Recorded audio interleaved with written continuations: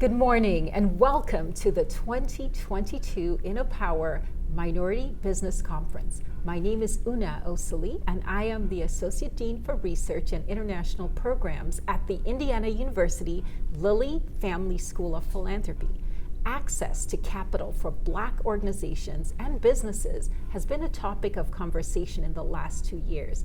According to a recent report published by Echoing Green and Bridgespan this year, the report found that revenues of Black-led organizations are on average 24% smaller than those of their white-led counterparts, and organizations led by Black women consistently receive less funding than those led by Black men or white women, the study found. To discuss all of these topics and more, please meet my wonderful esteemed colleague, Tim Robinson, Vice President of Administration and Partnerships at the Lumina Foundation. Tim has a long career. Before joining Lumina in 2016, Robinson was with PNC Wealth Management for 6 years, most recently as Investment Director for Indiana, where he was responsible for implementing investment strategies for high net worth clients. He also spent 13 years with the Irwin Union Bank, where he managed the bank's trust, investment, and insurance businesses. Now you can see why Tim is here to speak about access to non-traditional forms of capital for Black entrepreneurs and organizations. Tim, I'm delighted to have this conversation. Thank you, and welcome. It's good to be here with you. Yes, well, let's get started. There's so much to cover, so much ground to cover, but the very first question I have for you is, you've had a long career in business, you're a lawyer, an attorney by training. What led you to go from commercial banking into the philanthropic world, now at Lumina? Tell us a little bit about that journey. I think everyone here is interested in how you got to where you are today. Well, thank you for asking the question, and thanks for having me. So I started my career, as you mentioned, as an attorney. I worked for a bank that's long since been acquired, and I was doing a lot of work for the commercial bank to make sure it either made money or didn't lose money, and that was really exciting. It was very intellectually stimulating, but I realized I wasn't really helping somebody either adopt a child or stay off death row, and so I decided I need something more fulfilling. And so I made a career decision, and I decided to go into investments where I could be more directly related with helping people. And I did that, as you mentioned, for a number of years, working for a various number of banks.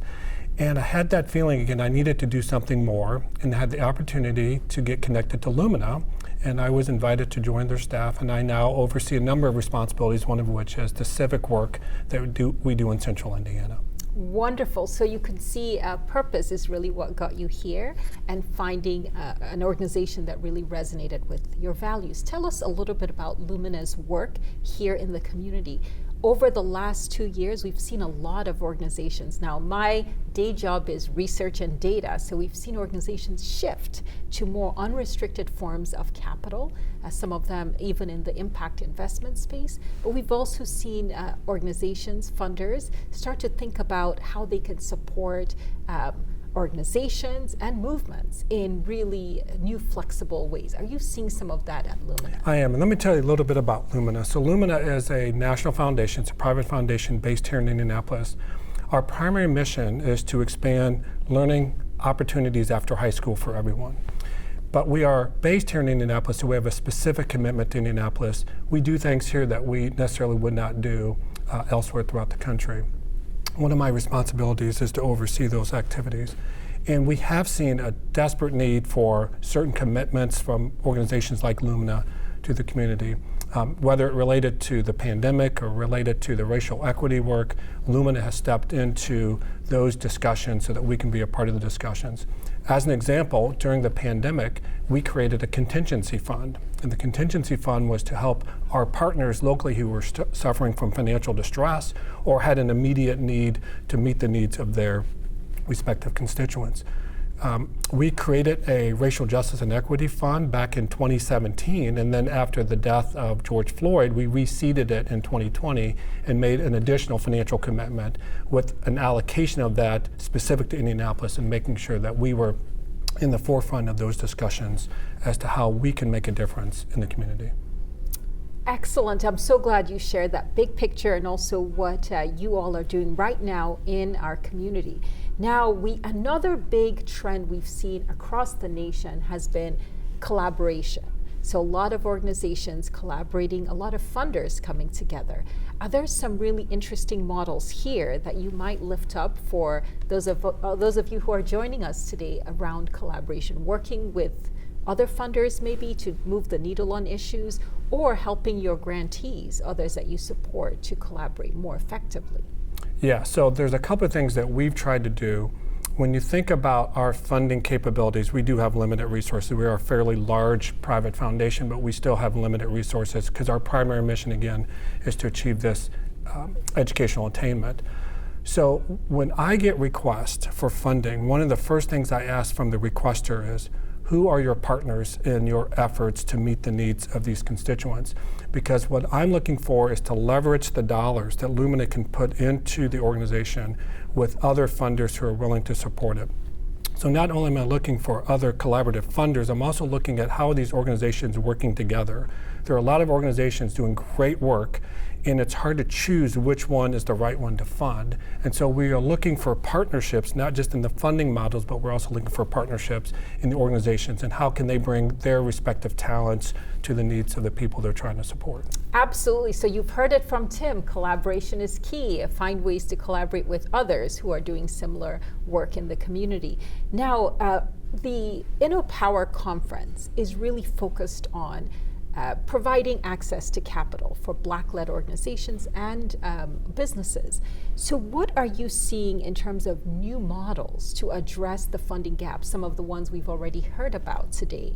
Are there some new ideas, new approaches that are really resonating in the field right now as it relates to supporting Black-led organizations and businesses? So funding is a challenge for-profit businesses as much as it is for nonprofit businesses, and the access to capital is a struggle, particularly for early stage companies. So on the for-profit side, there's opportunities to obtain funding either through investments.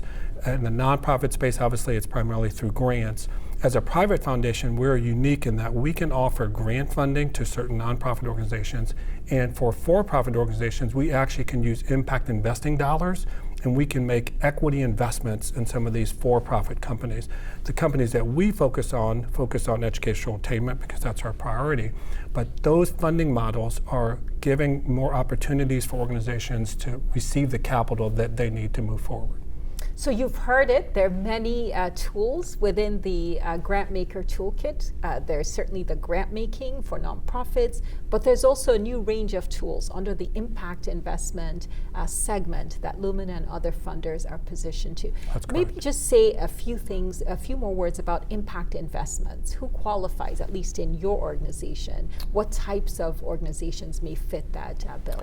Yeah, so that's a really good question. I think I have to give a little bit of education around how these things work. So in the private foundation world, we call them program-related investments. As a private foundation, we are required to only expend our dollars for charitable purposes. If you use those grant dollars for that charitable purpose, we call those program-related investments. And there's a specific set of requirements that we have to follow in order to make those. There are also what we call MRIs, or mission-related investments, and those are investments that are made outside of the endowment itself.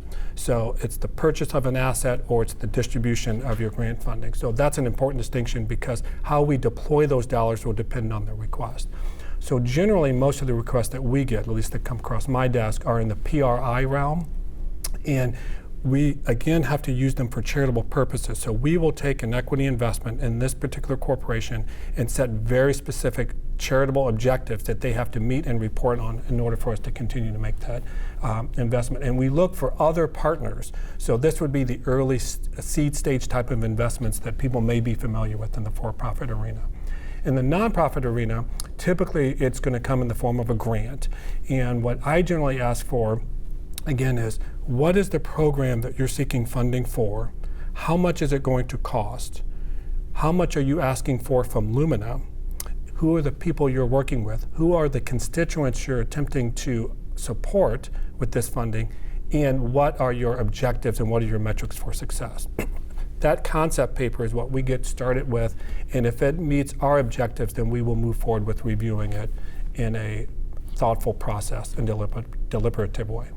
Thank you for walking us through that process. So just to recap, there's the grant making budget, there's also the impact investment budget, and all of those come with specific requirements. So Tim has laid this out very nicely. Now, our organizations, many Black-led organizations, have been through a lot in the last 2 years. A global pandemic, an economic crisis, and now still a racial and social justice movement that's unfolding even as we speak. What would be your advice to organizations that are thinking about how can they access more capital and become more sustainable coming out of these 2 very difficult years? Yeah, thank you for the question. I think there's a couple of things. The first thing I would say, and I've had lots of conversations with organizations, both nonprofit and for-profit, that it will serve the organization who is seeking funding to have a much better understanding of what their financial needs are and that they can articulate their financial status. If you come to an organization and you are asked to provide financial information and you cannot clearly define it and produce it, then it's going to be like you're asking for a gift. And most investors are going to look at it with a certain lens. As a nonprofit funder, we look at certain things that we're required to make sure that the funds are being used for. So I would encourage anyone who's requesting funding either from an investor or a nonprofit organization like a private foundation to be clear on what it is that you have and what you can report, because that's going to be the due diligence that is required. Another issue is to think about how their funding model is in place for sustainability. And sustainability is such an important part of how private foundations look at supporting an organization, because we don't want to support just any event and just events. We want to support the long-term sustainability. So coming forth with a model of how are we going to be able to perpetuate this organization into the future is another important component of what we look for.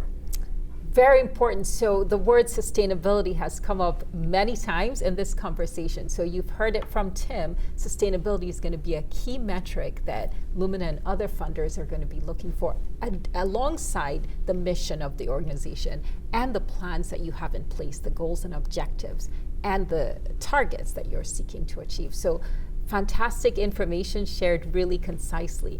I guess at this point, I should probably turn it over to Tim. I'm sure he wants to ask some questions as well. I think I've taken up a lot of time. So Tim, over to you. Yeah, thank you. So you sit in such an important role. You're educating students and you're preparing them for an opportunity to either work in a nonprofit space or even provide some for-profit support. And I'm interested what higher education institutions, particularly the Lilly School, is doing to prepare these students, particularly to support the needs of Black-owned nonprofit or for-profit organizations. Well, thank you for, first of all, the question and the thought that went into it. The Lilly Family School, for those of you who don't know, is the world's first school on philanthropy anywhere in the world. So we take that distinction very seriously. And at the school, we have a new institute, relatively new, the Mays Family Institute on Diverse Philanthropy, which some of you may know is named to honor Bill Mays, one of our foremost Black entrepreneurs here in Central Indiana, and his family and his legacy, not just in business, but in philanthropy and giving. When it comes to students, and especially Black students and students of color, we now have a place that's dedicated to studying Black philanthropy. And a lot of what we see in our communities are traditions of generosity where individuals, businesses, and organizations play such a key role in giving of their time, their talent, and their treasure. We have courses specifically around diverse philanthropy. We actually have a set of programs that we've developed in the last few years. And finally, we have a lot of research that aims to change the narrative, to really help our broad community understand that people of color are part of the fabric of generosity in this country. They're givers, they're doers, and that the philanthropic sector really needs all of us to come to the table. So I'm glad you raised that, and certainly there's a lot more to share, but certainly visit our website if you're interested in any of the programs and trainings and degree programs as well, certificates, degrees, and just one-time courses that you can take. That's great. So I get a lot of requests from a lot of organizations, and they're small and they don't have development staffs necessarily. They may not have the skill set to write a grant. We are very specific on what we ask for and what we need in order to approve it. So I'm curious, has the university thought of a way to provide students as a means of supporting some of these smaller organizations that may need some granting assistance that they otherwise do not have?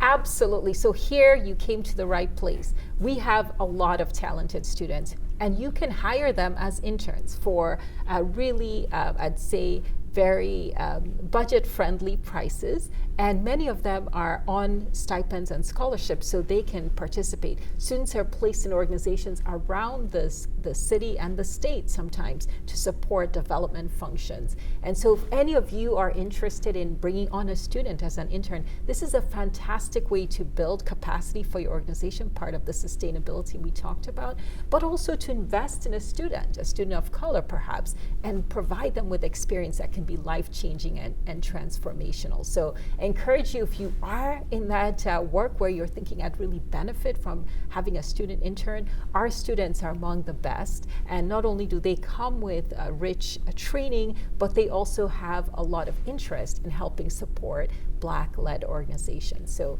take full access to the resources you have right in your door, next door at the Lilly Family School. And I can speak in support of that because Lumina hires a graduate assistant from a Lilly school every year, and they embed with us for a portion of their educational process, and it's been a great experience for them, and I hope it's been a great experience for them as well. For Lumina, it's been great.